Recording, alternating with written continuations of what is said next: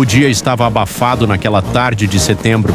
O caminho de terra cortava o interior de São Paulo, poeira levantando sob os cascos dos cavalos, mensageiros apressados tentando alcançar o príncipe.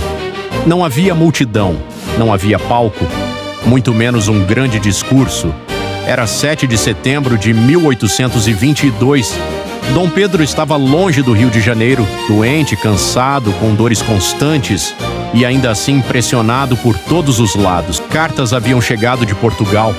Ordens diretas das cortes exigiam seu retorno imediato. O Brasil deveria voltar a ser colônia. Mas aquilo não era apenas política, era uma disputa de poder. Desde 1808, quando a família real portuguesa fugiu das tropas de Napoleão e se instalou no Rio de Janeiro, algo havia mudado. O Brasil deixava de ser apenas uma colônia distante, passava a ser o centro do Império Português. Portos abertos, comércio ampliado, autonomia crescente. E quando Dom João VI voltou para Portugal, deixando seu filho para governar, a tensão ficou inevitável.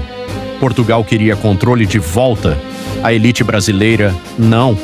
Grandes proprietários, comerciantes, homens que já lucravam com a nova liberdade, não aceitariam perder poder. A independência começava a ser desenhada ali. Não nas ruas, mas nos bastidores. Naquela tarde, às margens do riacho do Ipiranga, Dom Pedro recebeu novas cartas. Uma delas vinha de sua esposa, Leopoldina, outra de José Bonifácio. O conteúdo era claro. A situação havia chegado ao limite. Se ele obedecesse a Portugal, perderia o Brasil. Se ficasse, romperia com a coroa. Não havia mais meio termo. Foi nesse momento que tudo aconteceu. Sem plateia, sem cerimônia, sem aquele cenário épico que os livros mostrariam depois. Dom Pedro tomou uma decisão: independência ou submissão. O famoso grito veio logo depois: independência ou morte. Mas a história real não foi tão grandiosa quanto parece. Não havia centenas de soldados alinhados, nem bandeiras tremulando ao vento.